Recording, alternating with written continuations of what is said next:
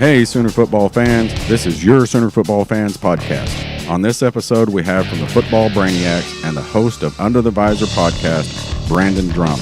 Brandon shares his insight on the crazy commitment weekend for the Sooners that many are calling the greatest commitment day ever.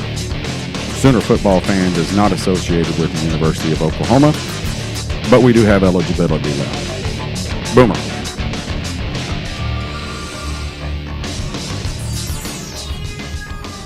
Hey, Sooner football fans. You got Terry and Rob here. Boomer Rob. Boomer Terry. And once again, Caleb is missing in action.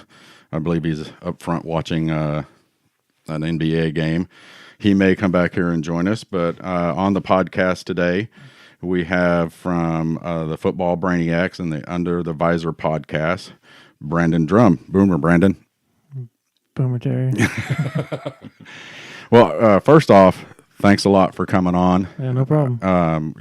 I've caught your podcast several times, and I love what you do, all the guests that you have, and we appreciate you coming on to bless us with your knowledge. Heck yeah. Yeah, no problem. Thank you, guys. One of the things that our podcast is, it's a fan podcast. We're just fans. Mm-hmm. We don't do this for a living, and thank God, because we would be broke. But we started this, and I'm a Sooner fan, have been for life. Rob's a Sooner fan, has been for life. But we follow it like fans, right? And there are a lot of people out there, and God bless them, that are able to do it, that follow recruiting. Mm-hmm. And there are people out there that follow recruiting for a living, which I don't know why I didn't sign up for that job when I was younger. I need to rethink my life. It's not all it's cracked up to be. But I'm not a big recruiting follower. Mm-hmm. And Rob? I try to be, but I can't keep up with it. Yeah, it's hard. Yeah. It's tough. And all I see is when we get a recruit, I look at stars and go, hey, we got a 4-star quarterback. Anybody know anything about him? Yeah. And so I appreciate you coming on. I wanted to talk about this stuff. Me and Rob did. We want to talk about this stuff of what happened at the spring game. There it is. There's the question. Yeah. What the hell happened that caused eyeballs to start flashing all over Twitter for? Well, all right. So it all started probably a couple of weeks ago when we caught wind, and obviously we knew about RJ because we did his video. And we were told, it's going to be RJ and Theo Weiss actually reached out to us and said, hey, can you all do our video as well, my video as well? And I said, yeah, let's try to find out. A couple things happened where we ended up not being able to do his, but we already made prior obligations to RJ Henderson. So we went ahead and did his video. But Theo still wanted to commit with RJ. And that was going down. Jamal Morris was like, well, we'll see how I feel. About a weekend before the spring game, he started catching wind. Jamal Morris was going to announce as well. So I was speaking to RJ Henderson's dad, and he was telling me, we were out down there shooting the final scenes of his video, and he said, look, man, we're all going to announce every hour starting at 1 o'clock as everybody starts to roll in. So by the time all these kids are in, there's 3 commits, and the buzz is there. So they did that on purpose. Those 3 guys did that on purpose to be kind of set fire to what happened last weekend. It was premeditated. Everything was done on purpose so that, because most kids, they announce right when they're leaving or like the Monday after the visit or a couple of days after, they're going to announce and say, oh, I'm committing to such and such school. Well, they wanted it to be, we're there. You all need to join us. And it just took off from that point. And Oklahoma did a really good job of setting everything up as well. They had of course, it was a big weekend with Bob Stoops ceremony the night before at the Clay Bennett building or whatever it is down at the State Fairgrounds. Mm-hmm. They had that event. Hundreds of guys came in, ex-NFL players, current NFL guys all came in that played under Stoops. You had a lot of celebrities like Joe Klatt in town. You had, I was trying to think of all the coaches that came in too. It was crazy when I was there. I was like, holy crap. Wisconsin's head coach for years was there. I just went blank. He was Stoops' coach at Iowa, right? Yeah. I can't. Yeah. It's Yeah. Anyways, yeah. So he was there. Bo, the old Nebraska head coach, was there. Bo Bellini. Yeah, man. I'm drawing blank on everybody. Yeah, they were all there, and Alvarez is who I was thinking. Yeah, Barry Alvarez. Barry Alvarez. So they were all there too. I mean, it was pretty cool seeing all those guys. So Oklahoma set this up, and then obviously they had Trent Williams, Adrian Peterson, Tony Jefferson, and Lane Johnson as the honorary coaches. Right. So they did a very good job. Plus Mixon, Shepard, man, you name it, Westbrook. Yeah, they were all there. And with the NCAA rules now, all these guys can talk to the recruits. So you got photos of all these guys talking to these recruits, like in the tunnel. You see them on the field or in the stands talking to these guys everywhere in the locker room. And when I talked to these kids, that was the biggest moment of their whole visit, was talking to all these NFL guys, especially like Stacey Wilkins from Camden Fairview, Arkansas. He grew up idolizing Orlando Brown and Trent Williams. Well, both those guys were there, and he talked to them extensively on his visit. And he said that was the one thing that stood out. He said, I don't get that anywhere else. Like, no other place is going to have offensive tackles like Oklahoma. Genius. Yeah. So, yeah, I mean, it worked out perfect. And obviously you saw Jalen Knighton from Florida, Deerfield, who was an ex-teammate of Miguel Edwards, who had the interception in the end zone. He's an early enrollee freshman. The whole Deerfield Beach, Florida football team basically took an unofficial visit to Oklahoma. And Jalen Knighton, who's one of the top 2020 running backs, he committed. And you obviously had a ton. I mean, trying to sit here and think of everybody off the top of my head that committed that's how insane of a weekend it is that I can't name them all off the top of my head. So, but you were saying that Theo and who else, that they're the ones RJ, and they Anderson orchestrated and that. Jamal. Oh yeah, they did it on purpose. Really? Yep. Those RJ. I will say this: RJ and Theo, they're alpha males, and they're the alpha dogs in this region. I say that as best I possibly can. Kids are going to follow them everywhere. Yeah. They play for Texas Team Elite 7-on-7. They're huge. RJ is huge in Houston. His dad runs Texas Elite 7-on-7 down there in Houston. So one that's huge for the University of Oklahoma to get on that 7-on-7 squad and poach the big dog off that squad. Right. Nice. And the head coach's kid. So they're set there for a long time. Theo goes to Allen, Texas. OU is entrenched at Allen, Texas because Kyler Murray, all the Evans kids, right? You name it. They have. I'm trying to think. EJ Nugmar. I can't ever pronounce his name. I'm probably have to read it. You may have it on this list right here. But yeah, we have lists everywhere because we So, but anyways, point being is that getting a kid from Allen, Texas, is huge. One, because Allen is so close to Norman as far as driving distance, like 2 hours, because on the north side, it's closer to.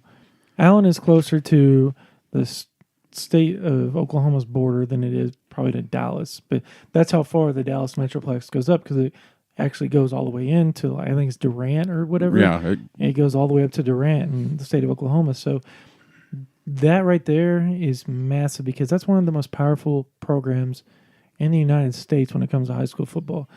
And you got their biggest player, once again, you've added Kyler Murray to that. Kyler Murray is it's hard to understate. You can't overstate what Kyler Murray means when it comes to Texas football recruiting. He is idolized. He is a legend in Texas high school football.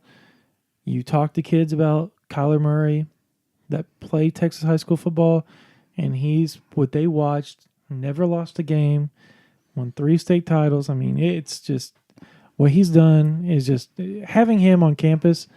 Sooner fans, whether he starts or not, thank God that he's on campus at the University of Oklahoma. and then he transferred because it's going to pay dividends. So is that?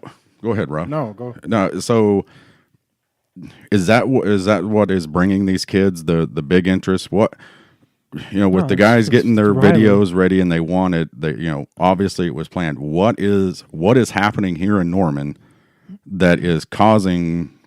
Is it Lincoln Riley? Yeah, is it's it Riley? You got Baker. You got Kyler.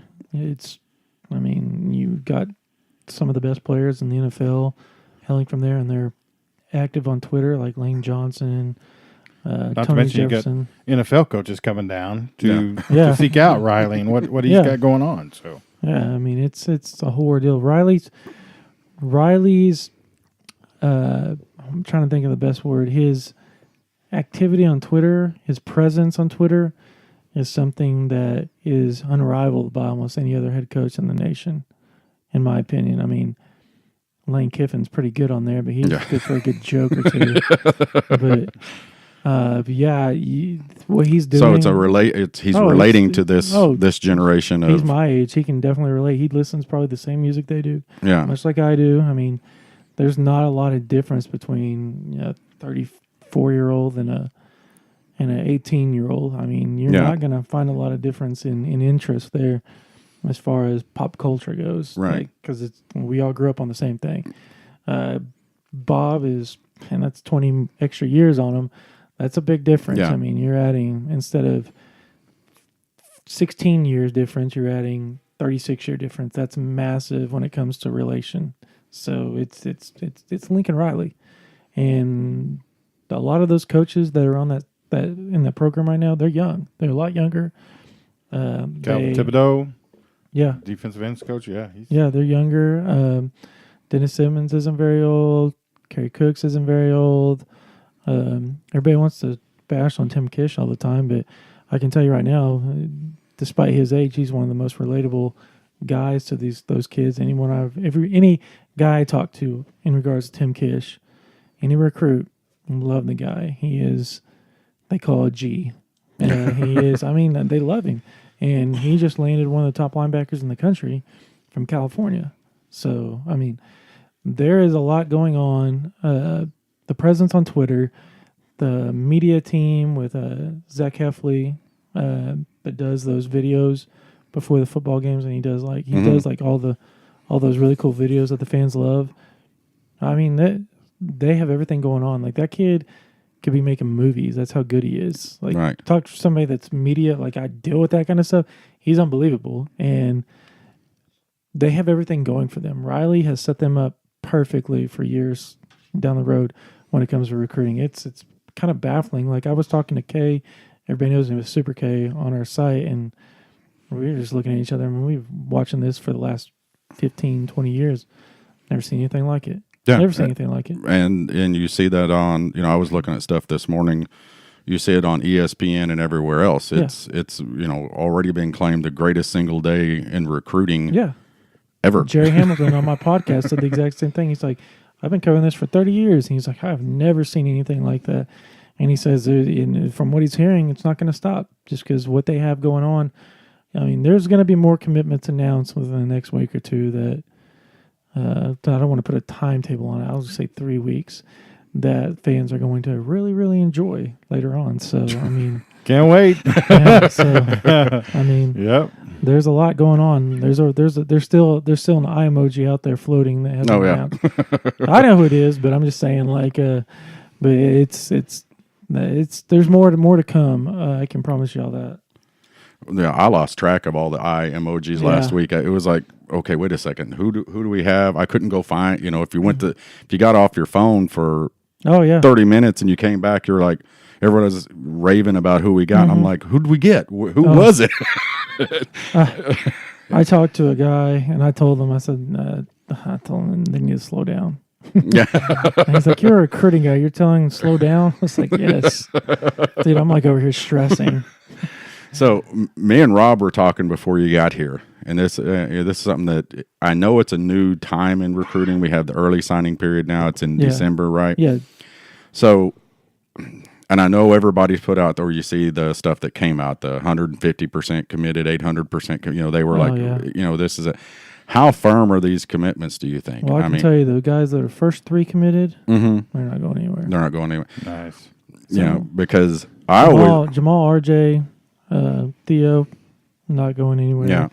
I would say that a lot of those guys that committed probably won't go anywhere. Yeah. You may lose 1 or 2, but just know if you lose 1 or 2, you're going to get somebody. Oh, yeah. You've got a line The equivalent, of people. they're waiting Yeah. to come in. I mean, Oklahoma, I wouldn't say turn away. They didn't. They're holding off on some kids that want to join the class because of a numbers crunch, and they have guys prioritized. So, you've got. I mean, Oklahoma's in a good position to lane. If somebody wants to decommit, somebody's going to fill in real quick with probably the same amount of stars because fans love the stars. So it's not like they're going to lose the number 1 spot or be out of the top 5 in recruiting. That's not going to happen this year. Because it's a good problem to have. Yeah, because I've always looked at it. I mean, I know, these are 16, 17-year-old kids now. Yeah. And, I could barely choose out what pair of underwear I wanted to wear when I was 16, 17 years old.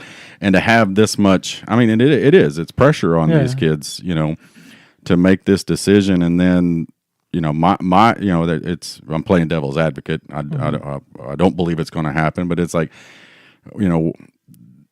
like I said, how solid are these? You've already said they're there, but I've always thought, with being that age, decisions like that, but I know their families are behind them. But yeah, I mean, you're going to have kids decommit. That's going to happen. I mean, especially this. I mean, if you're a fan, don't get too upset on a kid that decommits because I mean, look, Theo and RJ, they already decommitted, and same with Derek Green, already decommitted. They returned. Yeah, I mean, so don't fret over it too bad. Oklahoma's kind of made a precedent to. They've kind of set the standard of getting kids to return to the classes, the respective classes, whether it be 2018, 2019, 2020, whatever. Yeah. So they've kind of set that up to where if you're going to decommit, that's fine. We're not going to push you. We're not going to do a lot of things, but once you're ready to come back, we're going to accept you as long as we have a spot for you. And they had a spot for them. They took them, and these guys seem more solid than they ever were. Even Theo told me, I mean, flat out, he's like, I was going to OU even after I decommitted. He goes, he just didn't feel right taking a lot of visits, and his parents kind of wanted him to wait. So there was nothing like jaw dropping when he recommitted to Oklahoma. It's like, oh wow, that's crazy. No, everybody that covers recruiting saw that coming months ago. So is it because of the early signing day now that we're seeing these commits like this? Because like I said, with this is when we were talking out before, like I said, before you got here, it's kind of like the equivalent of, committing at the beginning of the football season now, because the signing day, you can sign in December. Well, a lot of these kids, because, the early signing period in December, it's late December, but that 2-month difference is huge. Yeah. So what the NCAA did is they said, well, you can take official visits in the spring. So a lot of these kids are going to all these spring games and they're taking their officials at the spring games. So that's why these programs are trying to put their best foot forward and bring and attract as many fans as they possibly can to replicate an actual in-season game for a lot of these kids so that they can see. But so during the season, for a lot of the big major programs, it's going to be what 2020 and 2021 kids can we bring in to kickstart the upcoming class, because a lot of the kids, like the Clemsons, the Alabamas, the Oklahomas, the Ohio States, the Michigans, they're already going to have the Georgias. They're already going to have most of their classes filled come September. So what they'll do is they'll start bringing in a lot of 2020 unofficials, and they'll bring all those kids in that are committed on unofficial visits to recruit those 2020 classes to kickstart that even further, even though Oklahoma's already got a fantastic 2020 class. So, yeah, it's pretty insane what's going on right now. So out of all these kids, I know it's probably hard. I know, we've got, I'm sitting here, the only 3 stars were the defensive tackle and the defensive ends. But I'm going to tell you right now, they're going to get their 4th star by the time it's all said and done.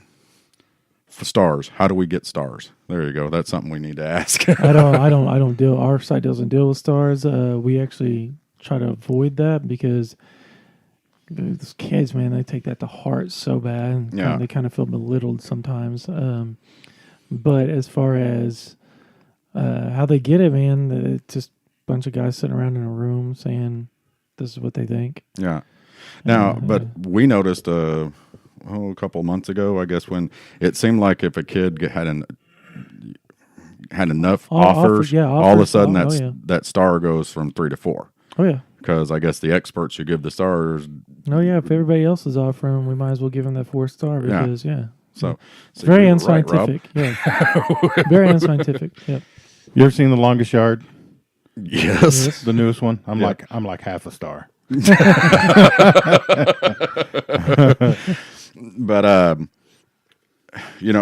for one, the linebacker that we just signed out, Jonathan Perkins. Yeah, Jonathan Perkins. Yeah. Well, his brother actually lives in Oklahoma City. Oh, really? His family's from here. Yeah. I mean, we were talking about it at Buffalo Wild Wings Thursday night because we'd both, pulled up his videos. That kid is—he's insane. Yeah. He is. That is crazy how good that kid is. He's really, really, really aggressive. And that was his sophomore. No, that would have been his junior year. Yeah, junior film. Mm-hmm. That was nuts. That kid was all over everything. Looks like he can play for us right now. He's really, really good. He's got a good frame on him to weigh about 230. By the time it's all said and done, he's going to be a special player. His family's from around here. That's the thing. Like, people harped on how hard the Oklahoma staff recruited back in the day, and then like in 2016, you kind of saw them start pushing a little harder for players. I guess 2015, 2016, and you start finding these little niches when you do, like what these kids, if there's a connection to the state of Oklahoma, and how can you use that to get them to come type deal. That's kind of the whole premise behind recruiting is, well, what are your strengths? What are the pros that you have in regards to that kid that can help you get him there? So you recruit hard enough and you recruit enough kids, you're going to find a lot of connections. There's a lot of those kids that have a lot of connections in the state of Oklahoma or in the region that, you can just go ahead and chalk it off to the staff just kicked butt, doing their due diligence and finding out a lot about the kids and doing what they had to do to get them here. So, is there anybody on this list? We have the list here of the 7, and of course we got Spencer Rattler. Any of them surprised you that they committed to Oklahoma, or that? Jerry and Jones, everybody had him written off to any SEC school, mostly Mississippi State. He visited Alabama the week before he visited Oklahoma. And I guess from people around there, they were shocked, even though he had told them how much he liked Oklahoma before he visited. Like, I spoke to a couple of people down there, and they're like, yeah, he said that he liked Oklahoma and that he might commit on the visit. And then once he got there and you just saw, like, he was dropping eyeballs out and stuff like that. And like, that's just kid looking for, attention. Right. Because you see that a lot. And then the rumbling started happening and people started blowing up my phone, and I got a couple sources text me and said, watch out, this is going to drop. And I was like, man, no way. No way. And then he pops it off there and you're like, holy crap. Like, they just poached a kid that just visited Alabama the week before. And so that at that point it kind of sunk in that, that's pretty special. What's been going on. I mean, it was already special, but it was like that kind of sealed the deal for me to show you just how special this weekend was. Yeah. And it was, I think they did a fantastic job, obviously, with the recruits. But, I think the whole atmosphere, if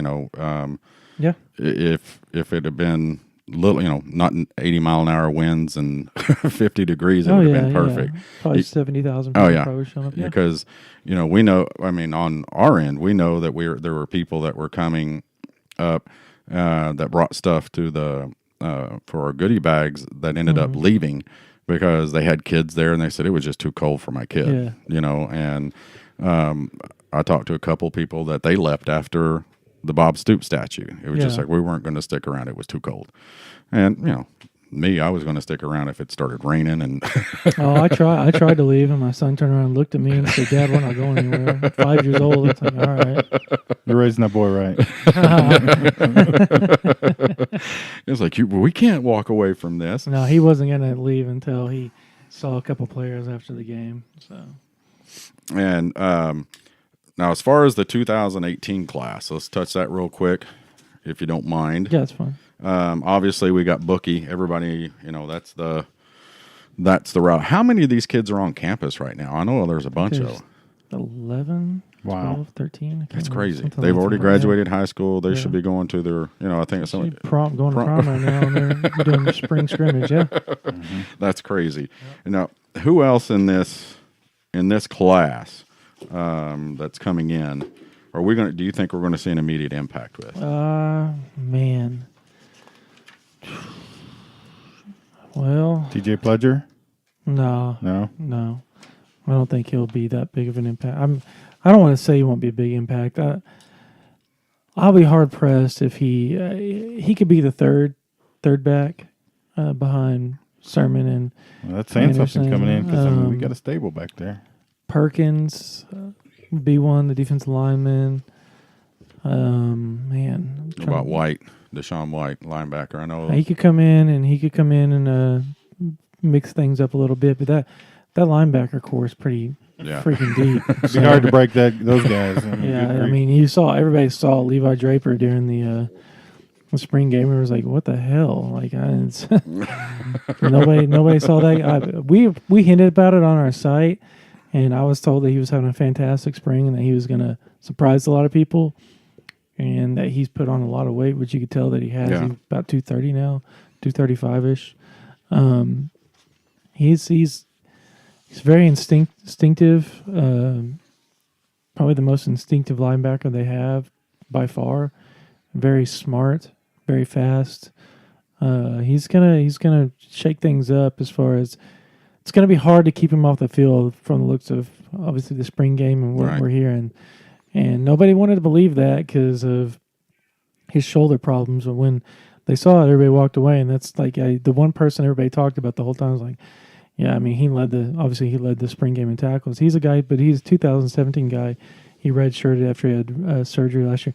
Another 2017 guy, Kennedy Brooks, I think is gonna running back. See, that's why I say maybe third, because Kennedy Brooks could be the third back that they use. He's super fast guy, right? Man, he's having an unbelievable spring. Yeah, and he looked good. I mean, when he actually had blocking, because it's really, and that spring game is really hard to tell as far as linemen go, because playing the offensive line, they've got a mesh, and once you mix it all up and you do all this drafting and stuff, those guys aren't going to be meshed together because it's their first time out actually playing together. Right.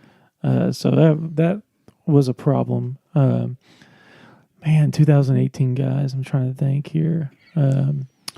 Jaquaylin Crawford, I think, is going to be wide receiver. I think he's gonna get some playing time. He had to sit out with a hamstring issue, but he's gonna have a really good year. I think he's gonna get a lot of playing time. I said Perkins. Yeah, Ronnie Perkins, right? Ronnie Perkins. Yeah, that's one I wanted to bring up because he was he was a last minute get, wasn't he? I wouldn't say the last one. He was going to OU for a long time. Yeah. He just decided it. He just. Yeah. But all the again, I'm not a expert, but I watched when it kind of the buzz kicked out that. Oh yeah. He I went and watched his He's videos a and superstar. stuff. Yeah, But you're thinking of Michael Thompson, maybe is what you're thinking of. Am I? Michael Yeah, Thompson. he was the Thompson? last minute video. Okay. Yes, Yeah. Okay. Yeah. From- So and him and Perkins are really good friends from St. Louis. Oklahoma's. Got some ties in St. Louis apparently too. Oh yeah. But I liked his stuff. Just from what I was watching. That he obviously he used his hands, and that's one of the things they said. He's got long arms. He knows how to use them. Oh yeah, he can use his hands really well. He's going to be a really good. Once he fills out, because I mean he weighs like 260, 270 now. The kid should be a senior in high school. So once he gets maybe a summer or two in him, and he weighs 290, 300 pounds. He's going to be a problem. Yeah. It's going to be a major problem. It's going to be a problem as a freshman, but he's going to be a major So you problem. think him and Perkins are going to see a playing time this year? Are you talking about Michael Thompson? Yeah, Michael Thompson. Oh, Michael Thompson, I don't know if he'll get playing time. Just not quite I don't know if physically he's going to developed because he's not Yeah, even not even on campus Right. yet. So he may probably a red shirt. Yeah. Would be my guess because they just got Jay, what's his name? The defensive line transfer. Oh, from Notre Dame. From Notre Dame. Yeah. Yep. I know who you're talking about. Yeah. Yeah, they just got him transferred in too. So. He looks like a beast. Yeah, he's a really good player. He's Yeah. played a lot. So why did he? He's a graduate transfer. Yeah. Well, but Bob Diaco and Kerry Cooks are the ones that recruited him to Notre Dame. Oh, okay. So he just went. Once he announced it was almost a given. Yeah. Where he was going. Yeah. Well, that's cool. So. And we talked about it before we went on. Braden Willis, from the tight end from I guess Arlington. His stats are ridiculous for his senior year for a tight end. I think he's gonna be a surprise guy of the class as far as production goes. It may not be this year, but just overall, I think he's gonna be a really good player. He's a guy that he can be kind of physical. He doesn't play a lot, with his hand in the dirt, and he does a lot of flexing out. Yeah. Kind of like Mark Andrews, but he's a guy that's physical enough that he can do that, and he probably will do that as his, career progresses at Oklahoma. He's going to be a good player. I think he's going to be really good. I liked his film when I watched those. Don't know why he didn't have more offers. Yeah, and that's, we've talked about him a couple of times in there. I think Caleb said he was a late get because Beamer was looking at him for Georgia. Yeah. And when he came here, went down and snagged him up for here. And everything I've seen on him, I like him. I mean, he's good. He's got the size, the speed, and everything. I think half of his senior year he played quarterback because their quarterback got hurt. Yeah, I mean, he's ridiculous. He's a great athlete. Yeah, so I'm looking for, and like we said, it's scary to say. I mean, to me, that's one of our. We're not very deep at tight end, and I don't think we've said that in quite a while because it's basically Calcaterra. And there's nobody else. He's gonna be a superstar. Yeah, and there's nobody else listed. At least on the roster last week as a tight end. I mean, Meyer. I can't remember his first name. That's how little he's played. Yeah, he's from I think Tulsa Union. That's the 6'5" fullback, right? Yeah, fullback, tight end, whatever. I mean, and that's about it. Yeah, as far as tight end goes. So, I think he's got an opportunity maybe to step in. Yeah, he will. I'm sure they. What I think they'll do is they'll probably play a lot of the bigger wide receivers, like A.D. Miller and stuff in that spot a little bit sometimes, just for the physicalness. Yeah. There's going to be a lot of Riley never ceases to amaze me sometimes with the way he schemes his personnel. So it'll be interesting to watch as the year unfolds how he works around not having maybe line up Anderson or Sermon because they're really good receivers out of the backfield. Just do a lot of different things that you have both on the field at the same time. One is lined up in the slot, the other one's lined up in the running back spot. Put him in motion, all kinds of stuff, just to jack with people. That's what he does. Yeah. Well, I know as a Sooner fan, I'm ready to see these guys play this year's class, and I'm ready to see next year's class coming in. Yeah. How they're going to do. I mean, that's the bad thing about all these guys. Especially the new wave 19. It's basically 2 seasons before we. You have a season before you'll be able to see them, but come next spring, a lot of these guys will be early enrollees probably, so you'll get to see quite a bit of them in the spring and get to see what they're made of. And from the looks of it, I mean, as far as rankings go, they're up there with the best, if not the best so far. So you can also watch their highlights on Huddle. Yeah. Yeah, so you can. That's going to get you through everything. Which that's basically like Facebook for football players. Pretty much, no, it really is. It is. Yeah. I mean, you go. It's like wow. It does like Huddle their own little community. It really is because if you have seen it, it's like they have their own followers. It's like Twitter. They follow people, and then they can DM you and do all kinds. It's really interesting. And we've had young guys send us direct messages on Twitter if we would retweet their highlights. Yeah. It's like, hey man, can you retweet our highlights? I'm like, I don't have any pull, but sure. Oh yeah, they're all about that kind of stuff. Yeah. They'll hit you up for anything as long as it gets them publicity. Yeah. But yeah, back in our day, I mean, we were sending black and white film through the mail. Oh yeah, tape. Yeah, about my generation, they came up. They give these services that would send your DVDs out to all these coaches, and now it's just everything's done online. It's interesting. Yeah, well, I played high school ball with Don Smitherman, who played up here at OU back in the 80s. And, of course, he was highly recruited by everybody, and our coaches would tell us, hey, guys, there's coaches up here watching him. Yeah. You never know what can happen. Yep. So, there was on a regular basis we'd get those talks. Your coach would pull a couple of us aside and go, hey, I obviously with my massive stature, I wasn't D1 material, but there was a lot of small colleges coming in hoping that, for some reason that I guess they would think Don wasn't going to go to D1 school. But he would say, hey, he would tell us, hey, Northeastern, East Central, they're all here, so y'all, just be aware of it. And that's where I went and did my visits, and they all told me I was too short. So I was an offensive lineman. So, but I just think how it's, now these kids basically market themselves. Yeah. And, well, their families do. They market themselves out there. Mm-hmm. So. Oh yeah. But before we let you go, I got two more topics for you, real quick ones. Okay. Number one, Baker pretty well. I know you've talked. You've worked with him, whatever. But what the hell was the deal with the Sports Illustrated cover? I'm not hating on it. I would never hate on it. It just makes me uncomfortable when I look at it. Listen, if My if mom I had wasn't stomach like uncomfortable that, with it. I wouldn't own a shirt. Okay, just walking around that way. Yeah, he's he's got a body, I guess now. I guess is the best way to put it. He's proud of it. He's worked hard. I don't know, man. He's a confident guy, so Yeah, I put it out there. I wouldn't so much worry about the cover as to some of the things that he said in it. That I was just kind of. There was actually only one thing that really threw me off when he said that. He didn't look at the Chargers playbook very hard because he wasn't going to be on the board at that time. That kind of wasn't something I would say, but I'm not Baker, and Baker's going to do Baker things, and it's worked for him his whole life, so why stop now? Yeah. But, I put it out on Twitter, and again, it was like, I'm not hating on it, but anybody else, what's the point of it? Now, all the women all of a sudden start piping up I going. showed my mom, and she was like, oh, my God.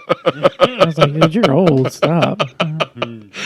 But, hey, he definitely gets his own publicity with that stuff. Yep. So where is he going in the draft? I hope the Broncos, because I'm a diehard Broncos fan. God. So I'm Broncos or Jets will be my guess. Yeah. Or the Dolphins. Those are the three teams I would assume he's going to. I was watching a deal today, and a couple of the guys honestly thought if that he may end up going to the Dolphins. I guess they got the 11th pick. Yeah, they'll probably have to come down. Yeah. Probably my guess is they'll trade down. But the Jets are going to – some people are saying the Jets are going to trade up to the third pick and get him. Really? Yeah. So yeah, because I do not want him to go to the Browns because, obviously I'm a Steelers fan. I can tell you, the Steelers That's where careers go to die. Yeah, that's where quarterbacks go to die. They're terrible. Well, I don't think they'll be that bad for very much longer. I know I probably hate hearing that. I really don't. I think they have drafted semi-well for a while, especially on the defensive side of the ball, that eventually, if they get a quarterback, they've got the defense to win. Now, I don't like the Browns. I'm just saying what I've seen. So. But now the Jets, I thought would be a good fit for him because that kind of goes back to our our day. Manhattan Mayfield. Yeah, Manhattan Mayfield. That's what we need. Broadway Joe. I mean, Broadway Baker. Yeah, it would fit his personality. Absolutely. He would, because I think he would. The first thing he'd do is walk out in a big giant fur coat and with no shirt on. With no shirt on. Yeah, probably right. Probably tell everybody he's won the Super Bowl this year. But no, and then I'm also again love him. He's a great quarterback, but I'll be glad when all this is over because I want to start looking ahead. Everybody is still stuck on Baker this, Baker He's that. the greatest quarterback to ever play at the University of Oklahoma. Without a doubt. Yeah. So. And that's saying something. That is saying something. Yep. And the fact that he walked on is just right after Trevor had a magnificent game against Alabama. So it's a movie. His junk was grazing the floor when he did that. So. Well, and then I remember with everybody with all the hoopla, about who was going to start when, with him and Trevor, all the stuff going on, and I said it, and I'll admit it, and I'm stupid for saying it, but it was like we got our hopes on a walk-on quarterback. How often does that happen at Oklahoma? Everybody's sitting here about this walk-on quarterback, and then he steps onto the field, and it just. Oh yeah, and about third quarter of the Tennessee game. Well, about 10 minutes left in the Tennessee game, the fourth quarter. He kind of. Yeah. We all turned. People I was with turned, looked and said, "Okay." Okay. Yeah. But when he shushed 100,000 people, that's when I was like, "All right, I love it. I like this guy." Yeah. So I said it was a movie. I didn't say it was a fairy tale. If it was a fairy tale, we'd have won the national championship. Yeah. But I think it's. I got jokes for that. I'm not going to say them. I think it's a credit to his brassness and his competitiveness, and I also think it's a credit to the coaching staff and Lincoln Riley, who developed him, and prepared him, and obviously controlled him, molded him or whatever.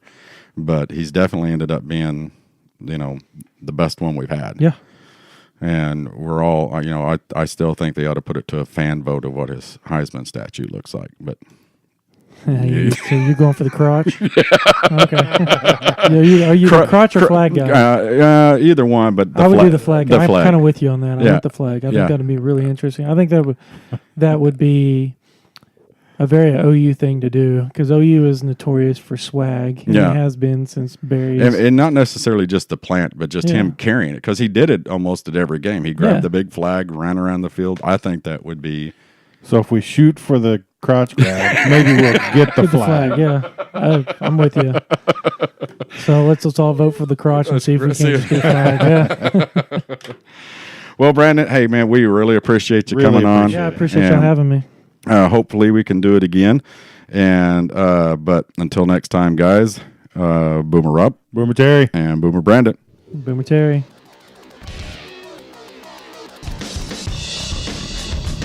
Thanks for listening to the Sooner Football Fans Podcast. If you want to be on the podcast and talk Sooner football with us, go to www.soonerfootballfans.com. Click on the How to Be on the Podcast tab, fill out the form, and we'll get you on. Boomer.